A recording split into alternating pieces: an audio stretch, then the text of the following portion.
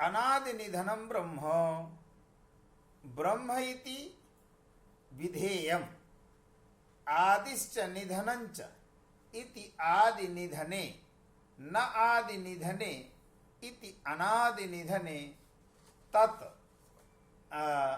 या न विद्यते आदि निधने यस्य तत् अनादि निधनं ब्रह्म। आदि ही कः भवति? आदिश्च निधनञ्च इति। निधनः विनाशः, निधनः विनाशः, निधनञ्च विनाशः, आदिश्च उत्पत्तिः, अर्थात यस्मिन् आदित्वं नास्ति अतः अतच निधनत्वं नास्ति। गोपाल विष्णु सहस्र नामकं यद स्तोत्रं विद्यते तस्मिन् स्तोत्रे लिखितम् अनादि निधनं विष्णुं तदेव तद्वदेव इयंकारिका विद्यते अनादि निधनं ब्रह्म। तत्र लिखितम् अनादि निधनं विष्णु, अत्र लिखितम् अनादि निधनं ब्रह्म। तो आदि ही यस्य उत्पत्तिर्भवति, निधनञ्च अर्थात यस्य नाशः भवति, और उभयोः अर्थात उभयोः अभावः नए पदार्थ से संबंधः एवंच उभयोरभावः अर्थात आदित्य उत्पत्ति प्रतियोगिकः अभाववान् उत्पत्ति प्रतियोगिक अभाववत् अथ च नाश प्रतियोगिक अभाववत् यत तद ब्रह्म। जो ब्रह्म जो ना तो उत्पत्ति का आश्रय है और ना ही विनाश का आश्रय है, क्योंकि जो उत्पत्ति का आश्रय होगा विनाश का आश्रय भी वही होगा। क्योंकि जातस्य ध्रुवो मृत्यु मृत्युर्जन्म ध्रुवस्य च, जो उत्पत्ति का आश्रय है वही विनाश का आश्रय हो सकता है, जो उत्पत्ति का आश्रय नहीं है वो विनाश का भी आश्रय नहीं। तो निधन कह देने मात्र से ही निधन इति कथन मात्रेणैव नित्यता आगमिष्यति आदि पदं किमर्थम तत् एतदर्थम उक्तम आदि पदमस्यांकारिकायां यद् न्याय शास्त्रे एकः सिद्धान्तः यद् न्याय शास्त्रे यः प्राग भावः भवति तस्य प्राग भावस्य उत्पत्तिः न भवति किन्तु प्राग भावस्य नाशः जायते। यावत् पर्यन्तं कस्यचित् वस्तु नास्ति तावत् पर्यन्तं तद्वस्तुनः प्रागभावः, किन्तु यदा तस्य वस्तुनः सत्ता तत्र भवति तत्र प्रागभावस्य नाशः जाता, तत्र उत्पत्तिस्तु न जाता। अतः न्यायनये प्रागभावस्य उत्पत्तिर्न भवति किन्तु विनाशः जायते। अतः मनसि अस्ति भर्तृ हरेः मनसि अस्ति यत् यदि निधनं मात्रम् उच्यते चेत् तदा कश्चित् जनः प्रागभावे अतिव्याप्तिं दास्यति। अतः आदिपदम् उपात्तं यः उत्पत्ति प्रतियोगिक यत् उत्पत्ति प्रतियोगिक अभाववत् विद्यते यच्च नासत्व प्रतियोगिक अभाववत् विद्यते तद् भवति ब्रह्म। ब्रह्म ब्रह्मयति पालयति यत् तद् ब्रह्म अथवा जगदुपादानत्व विशिष्ट यद् भवति तद् ब्रह्म। तो अनादि निधनं ब्रह्म। तच्च ब्रह्म कीदृशमस्ति? तो शब्द तत्वम्, शब्द रूपम, शब्द व्यापकम। शब्द तत्वम् शब्दः एव तत्वम् यस्य तत् शब्द तत्वम्। तत्वम् आत्मा अर्थात शब्दः एव आत्मा यस्य शब्द स्वरूपः एव। इदम अत्र ही ब्रह्मतत्वात् शब्द तत्वम अभिन्नम इति प्रतिपादितम। ब्रह्म तत्व अभेद प्रतिपादनाय एव शब्द तत्वम इति पदम उपात्तम। ब्रह्म तत्व शब्द तत्वयोर मध्ये न कश्चन भेदः भर्तृहरि दृष्ट्या अतयोक्तम शब्द तत्वम। तो यच्च ब्रह्म अनादि निधनम उत्पत्ति विनाश रहितम अर्थात नित्यम। एतत् किमायाति यद नित्यम। तो ब्रह्म नित्यम व्यापकम। तो ब्रह्म नित्यम तच्च नित्यत्व विशिष्टम ब्रह्म कीदृशम। तो शब्द तत्वम। तत्वम आत्मा। तत्व शब्दस्य बहवः अर्थाः भवन्ति किन्तु अत्र तत्वपदेन आत्मा ग्राह्यः। अतः शब्दः एव आत्मा शब्दः एव तत्वं यस्य तथा भूतं भवति ब्रह्म। तच्च ब्रह्म कीदृशमस्ति। पुनः कथयति शब्दतत्त्वं यदक्षरं यत् ब्रह्म अक्षरम अर्थात व्यापकम विभु। तो अक्षरम व्यापकम तच्च उत्पत्ति विनाश रहितमेव नास्ति। उत्पत्ति विनाश रहितत्वमेव नास्ति तस्मिन् ब्रह्मणि किन्तु व्यापकत्वमपि वर्तते। व्यापकत्वं नाम विभु व्यापकः। कः भवति व्यापकः। तो सर्वद्रव्य मूर्त संयोगी सर्वमूर्त द्रव्य संयोगी यह भवति सह व्यापकः। पुनः श्रूयतां सर्वमूर्त द्रव्य संयोगी विभु शब्दस्य लक्षणं कृतं। विभु व्यापकः। तो विभु कः भवति। तो सर्वमूर्त द्रव्य संयोगी कः आकाशः कः कालः। एवं रीत्या सर्वमूर्त द्रव्य संयोगित्वं यत्र विद्यते सह भवति विभुः सह भवति व्यापकः। किन्तु अत्र विभु शब्दस्य उपादानं नहीं कृतम्। अक्षरं व्यापकं ब्रह्म यद् भवति तच्च ब्रह्म नहि मात्र मूर्त द्रव्य यानि सूक्ष्मानि सन्ति द्रव्याणि तेन तैः सह अपि तद् ब्रह्मणः संबंधः। तो यद् अक्षरं व्यापकम् अस्य ब्रह्मणः कार्यं किमस्ति। ये ब्रह्म का कार्य क्या है। तो यतः जगतः यतः पंचम्यर्थे तसिल यतो वा इमानि भूतानि जायन्ते। यतः यस्मात् इमानि भूतानि भूतानि अर्थात पृथिव्यां यानि द्रव्याणि दृश्यन्ते यानि वस्तुनि दृश्यन्ते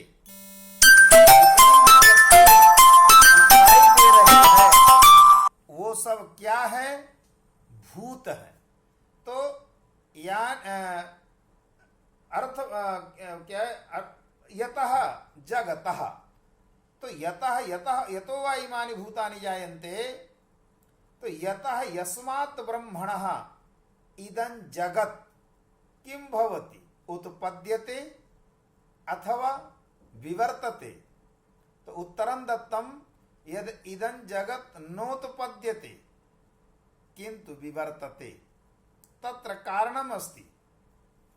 तैत्तरीयोपनिषदि ब्रह्मवल्ली अध्याये एकः प्रसङ्गः अस्ति सृष्टि विषये। तस्मिन् मंत्रे लिखितं तत् सृष्ट्वा तदेवानुप्राविशत्। अर्थात ब्रह्म ने जगत की सृष्टि करके उसी में प्रविष्ट कर गया। तत् सृष्ट्वा तत् जगत। तो तत् सृष्ट्वा तदेवानुप्राविशत्, तो तत् सृष्ट्वा तदेवानुप्राविशत्, इस श्रुति के आधार पर ब्रह्म जिसकी रचना किया, जिसकी सृष्टि किया, उसी सृष्टि में प्रविष्ट कर गया। इससे एतेन किम तात्पर्यम आगतम, यद जगत ब्रह्मणः अभिन्नः एव विवर्तते एव न तो उत्पद्यते, यद्यपि परिणामवादे विवर्तवादे च अस्ति कश्चन भेदः, किंतु भर्तृहरिदृष्ट्या व्याकरण दृष्ट्या विवर्तवादः परिणामवादः एकः एव, क्योंकि ये ब्रह्म तत्व से शब्द तत्व को अभिन्न प्रतिपादन कर रहे हैं। यदि शब्द तत्व से विवर्त हो रहा है जगत, तो कभी भी दोनों की तुल्यता नहीं हो सकती, क्योंकि वेदांत दर्शन के अनुसार शब्द तत्व से जगत परिणाम हुआ है, परिणत हुआ है, न कि विवर्त हुआ है। इसलिए शब्दस्य परिणामो अयम् इत्यामनायो विदो विदुः, इस कारिका में इसी शब्द से जगत का परिणाम माना है, विवर्त नहीं माना। और यहाँ विवर्त कह रहे हैं, दोनों कारिकाओं का परस्पर विरोध होगा, इससे यहाँ भी विवर्त शब्द से परिणाम का ही ग्रहण करना चाहिए। तो यतः ब्रह्मणः इदं जगत विवर्तते अर्थात परिणमते, केन रूपेण, अगर हम उस श्रुति पर विचार करें कि तत्सृष्ट्वा तत्सृष्ट्वा तदेवानुप्राविशत्, तो तत्सृष्ट्वा तदेवानुप्राविशत् में किस रूप में प्रवेश किया, तो तत्र विचारितम यद तेज रूपेण प्रविष्टः, आकाश रूपेण प्रविष्टः, जल तत्व रूपेण प्रविष्टः, अथ वायु तत्व रूपेण प्रविष्टः, तत्सृष्ट्वा तदेवानुप्राविशत् इति। उसी तरह यदि शब्द ब्रह्मणः परिणामभूतम इदं जगत, तदा केन रूपेण परिणामः जातः, केन रूपेण विवर्तः जातः, अर्थभावेन, प्रक्रिया अर्थात उत्पत्ति, प्रक्रिया पदमत्र उत्पत्ति रूपार्थ बोधकः, तो प्रक्रिया अर्थात उत्पत्ति, केन भावेन, तो अर्थ भावेन। अब यहाँ अर्थ भावेन के दो तात्पर्य है। जब जगत से हम जगत पदम चराचरात्मकम उभयस्य बोधकम, चर और अचर दोनों का बोधक है, लेकिन जब हम जगत पद से घटपट आदि लेते हैं व्याकरण की दृष्टि से, तो घटपटादि जब लेंगे तो घटपटादि के अर्थ के बोध का कारण ही स्फोट होता है, क्योंकि व्याकरण में स्फोट ही अर्थ का बोधक होता है। आगे कारिका आएगी, दो उपादान शब्देषु शब्दो शब्द विदो विदुः एको निमित्तम शब्दानाम अपरो अर्थः प्रयुज्यते। तो एको निमित्तम शब्दानाम अपरो अर्थः प्रयुज्यते, इस कारिका के आधार पर एक शब्द निमित्त है और एक शब्द उपादान है। दो उपादान शब्देषु शब्दो शब्द विदो विदुः एको निमित्तम शब्दानाम अपरो अर्थः प्रयुज्यते, इसलिए वो उपादान कारण है। इस रीति से यदि हम अर्थपद से प्रक्रिया, संसार की जो प्रक्रिया उत्पत्ति कारणम, तो यदि हम जगत पद से घटपटादि का कारण घटपट आदि का कारण क्या है, घटपट आदि से जो अर्थबोध है उस अर्थबोध का कारण क्या है, जगत अर्थबोध का कारण स्फोट ही है। तो अर्थभावेन विवर्तते और जगत रूपेण विवर्तते, जगतः यतः जगतः विवर्तते, यस्मात् जगतः प्रक्रिया विवर्तते, जिससे जहां से जगत की प्रक्रिया विवृत होती है, परिणमित होती है, उसी को कहते हैं कौन, शब्द तत्व। और वह शब्द तत्व यतः ब्रह्म तत्व स्वरूपमेव विद्यते, न ही शब्द तत्व ब्रह्म तत्वयोः कश्चन भेदः। ए धर्माः शब्द तत्व ए धर्माः वेदांत प्रतिपादित ब्रह्म तत्वे विद्यन्ते, ते समेपि धर्माः शब्द तत्वेपि विद्यन्ते। क्रमेण ये व्याख्यान करेंगे तो जब पूरी तरह से जब समान रूपता है तो फिर शब्द तत्व ब्रह्म तत्व से भिन्न नहीं है, ये अवश्य स्वीकार करना चाहिए। यदाच शब्द तत्वं न हि ब्रह्म तत्वाद् भिन्नमिति सिद्धा भवति चेत तदा ब्रह्म तत्व ज्ञानात्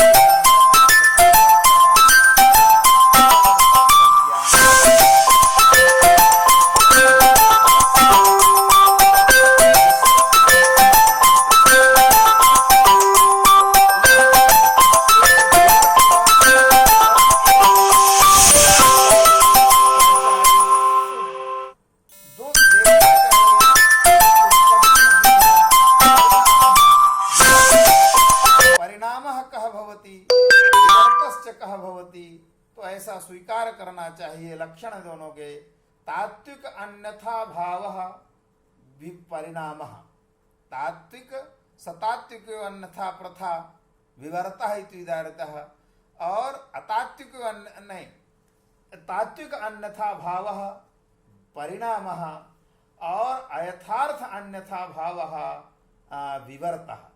तो तात्विक अन्यथा भाव परिणामः यथा दुग्धस्य दधि, दुग्धस्य दधि, दुग्ध ही पय एव दधि रूपेण परिवर्तते, पूर्वं द्रव द्रव्यमासीत्, अनन्तरं यदा किंचित घनीभूतं जातं तदेव पयः, यदा किंचित घनीभूतं जातं तदा दधि इति व्यवहारः।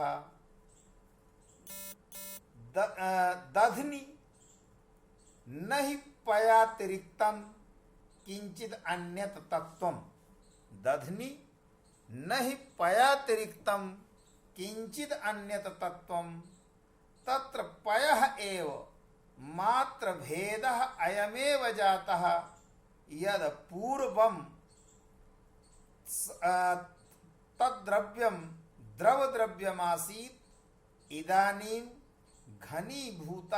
घनीभूतता आगता, अतः घनीभूतता कारणेन दधि इति व्यवहारः भवति, तस्य द्रव्यस्यैव कृते। अयमस्ति परिणामवादः। और विवर्तवाद क्या है, तो अतात्विको अन्यथा प्रथा विवर्तः इति उदीरितः। जैसे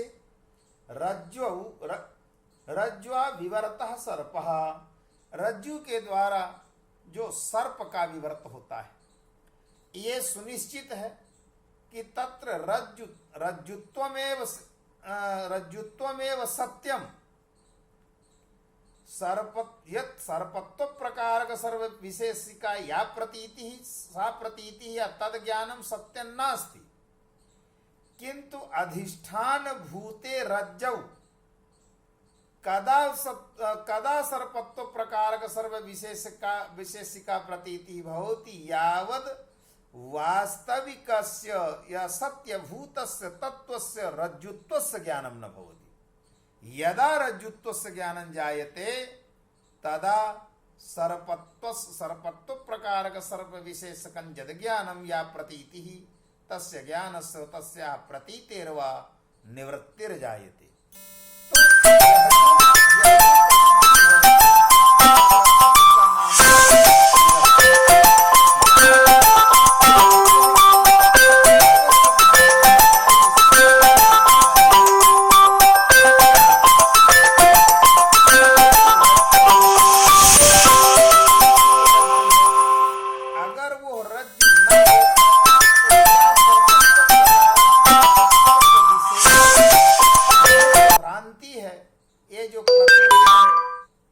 प्रतीति हो सकती है।